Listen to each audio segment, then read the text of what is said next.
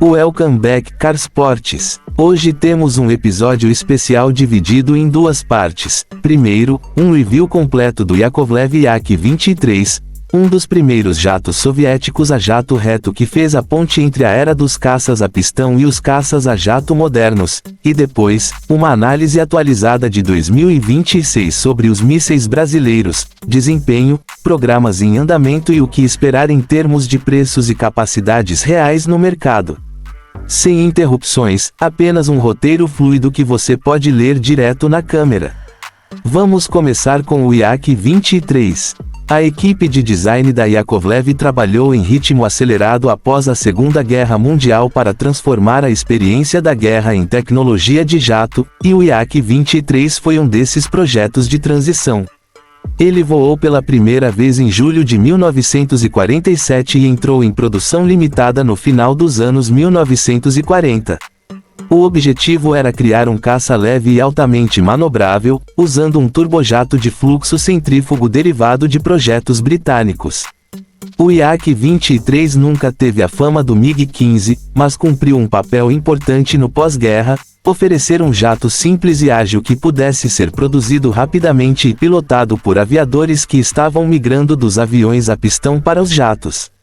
Em termos de forma e estrutura, o Yak-23 segue o estilo clássico dos primeiros jatos, asas retas, fuselagem compacta e um único motor turbojato na parte traseira.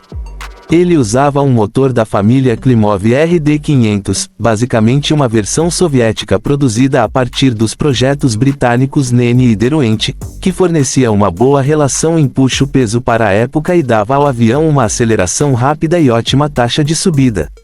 Os pilotos elogiavam sua aceleração e comportamento em velocidades subsônicas, embora ele não tivesse as vantagens de velocidade dos projetos com asas enflechadas que estavam surgindo ao mesmo tempo.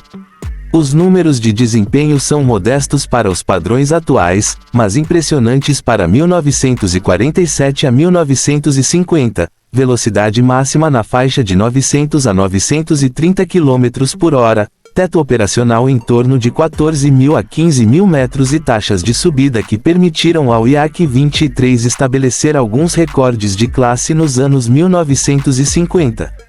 Esses números tornavam o Yak-23 competitivo em relação a outros jatos de asa reta da época, mas quando caças com asas enflechadas, como o MiG-15, apareceram, as limitações do Yak-23 em velocidade e desempenho em grandes altitudes ficaram evidentes. O armamento e a sobrevivência eram simples e diretos, 2 canhões no Delman Richter de 23 mm montados no nariz, com munição suficiente para rajadas curtas de interceptação, não para combates prolongados. O combustível era armazenado em tanques na fuselagem, com tanques opcionais nas pontas das asas para aumentar o alcance. O conforto do cockpit, a pressurização e a proteção do piloto eram básicos. Esse não era um caça de luxo, e sim um jato construído para ser simples e rápido de produzir. Pilotos de teste relataram controles pesados nos ailerons e no leme até que ajustes fossem feitos, e os primeiros modelos não tinham aquecimento eficiente nem pressurização adequada, reflexo de um desenvolvimento acelerado em estilo de tempo de guerra, sem refinamentos de tempo de paz. Na operação real, a história do Yak-23 é curta, mas interessante. Cerca de 300 a 320 unidades foram produzidas entre 1949 e 1951, e muitas foram exportadas para países do Pacto de Varsóvia, Polônia, Tchecoslováquia, Bulgária, Romênia e outros os utilizaram por cerca de uma década, até que jatos mais modernos os substituíssem. A produção foi encerrada quando os caças de asas enflechadas provaram sua superioridade em velocidade e desempenho em grandes altitudes, e o Yak-23 passou a atuar em funções secundárias e de treinamento antes de ser aposentado. Algumas unidades permaneceram em operação por mais tempo em forças aéreas que não tinham condições imediatas de substituí-las. Então, qual é o veredito sobre o Yak-23 como plataforma? Pense nele como um elo evolutivo, não foi um divisor de águas como o MiG-15, mas um jato inicial honesto e resistente que ensinou muito aos engenheiros e pilotos sobre o manuseio e a operação de aeronaves a jato. Para o público moderno, ele tem um charme especial, pequeno, bruto e responsivo. Para os historiadores, ele é um estudo sobre mudanças doutrinárias, da simplicidade das asas retas ao desempenho superior das asas enflechadas. Se for apresentá-lo visualmente no vídeo, destaque o nariz compacto, as asas retas, os dois canhões de 23 mm no nariz e compare com os contemporâneos de asas enflechadas. Agora mudando completamente de assunto, vamos falar sobre o Brasil e seu cenário de mísseis, um tema totalmente diferente, mas igualmente interessante. A postura de defesa e os planos de aquisição do Brasil amadureceram significativamente nos anos 2020, e em 2026 o país está investindo em programas nacionais de mísseis e também em compras seletivas no exterior. Documentos orçamentários divulgados para 2026 mostram um aumento notável nos gastos com defesa para apoiar programas de modernização. Esse é o contexto financeiro por trás das aquisições e melhorias de capacidade que vamos ver agora. A família de mísseis mais conhecida do Brasil é a do sistema Astros e seus mísseis de cruzeiro associados, como o Avenida TM-MTC.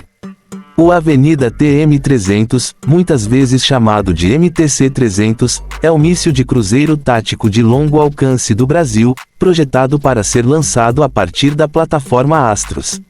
Ele vem sendo desenvolvido e aprimorado ao longo dos anos e representa o esforço brasileiro em produzir uma opção de ataque de precisão nacional. A plataforma Astros em si continua atraente por causa de sua modularidade. Diferentes módulos permitem que um único lançador dispare desde foguetes de curto alcance até mísseis de cruzeiro táticos. Para um comprador em 2026, isso significa flexibilidade, um único investimento cobre vários perfis de missão. As expectativas de desempenho dos sistemas brasileiros em 2026 são realistas. A principal característica da família Avenida TM é o alcance e a modularidade, e não furtividade ou velocidade hipersônica. Pode-se esperar alcances na casa de algumas centenas de quilômetros para as variantes maiores de cruzeiro, boa precisão graças a sistemas de guiagem modernos e opções de ogivas adaptadas para missões contra infraestrutura ou alvos de superfície. A família Astros se destaca em missões de saturação e negação diária e tem ótimo custo-benefício em comparação com pacotes importados de mísseis de cruzeiro mais avançados. Essa relação custo-benefício é parte do motivo pelo qual o sistema atrai a atenção de países que buscam equilíbrio entre alcance e orçamento. Além dos sistemas nacionais, o Brasil tem sido seletivo nas importações e atualizações. Relatórios recentes de 2025 e 2026 mostram compras relacionadas a mísseis antinávio para as fragatas da classe Tamandaré e aquisições de sistemas antitanque e de defesa aérea. No caso dos mísseis antinávio, programas como o Mansup ou parcerias para obter armas adequadas às fragatas são prioridade para uma marinha que busca capacidade real de negação de área marítima e proteção de frota. Os preços dos mísseis antinávio no mercado regional variam bastante conforme o alcance, o tipo de buscador e os custos de integração, mas a abordagem do Brasil enfatiza a participação da indústria nacional, o que muda o cálculo de custos, um investimento inicial mais alto, mas benefícios estratégicos e econômicos de longo prazo. Falando de preços e dinâmica real de aquisição, o valor unitário dos mísseis varia bastante conforme os termos do contrato, compensações industriais locais e se a compra é de prateleira ou envolve co-desenvolvimento. Em termos práticos para 2026, mísseis táticos de cruzeiro e foguetes guiados avançados podem variar de centenas de milhares a vários milhões de dólares por unidade, dependendo dos sistemas de guiagem, propulsão e tipo de ogiva. Mísseis antinávio e de cruzeiro de maior alcance ultrapassam facilmente a faixa de vários milhões por unidade quando se incluem custos de integração e adaptação aos sistemas navais. Como o Brasil prefere compensações industriais e montagem local, o custo inicial do programa costuma incluir transferência de tecnologia, elevando o custo inicial, mas reduzindo o preço por unidade à medida que a produção nacional amadurece. Do ponto de vista do desempenho, a maior vantagem do Brasil no curto prazo está em sistemas de foguetes e mísseis modulares e adaptáveis, como o Astros, e no amadurecimento do design nacional. Sistemas importados oferecem buscadores mais avançados ou funções especializadas, antinávio, antitanque, mas vêm acompanhados de restrições, custos de suporte e exposição cambial. Para Forças Armadas e analistas de defesa avaliando o custo-benefício em 2026, a regra é clara: invista no produto nacional onde você precisa de base industrial e soberania, importe onde as lacunas tecnológicas não podem ser preenchidas rapidamente ou de forma econômica. Essa estratégia mista do Brasil faz sentido, oferece uma capacidade básica nacional e preenche lacunas com aquisições externas que trazem novas tecnologias. Se você é operador ou responsável por aquisições e está de olho no equilíbrio entre preço e desempenho em 2026, fique atento a estes fatores: alcance, tipo de buscador, radar ativo, passivo, imagem infravermelha, redundância de guiagem, INS, GPS, comunicação, capacidade de salva, quantos mísseis um lançador pode disparar rapidamente, e custos de manutenção, peças sobressalentes, treinamento, produção local.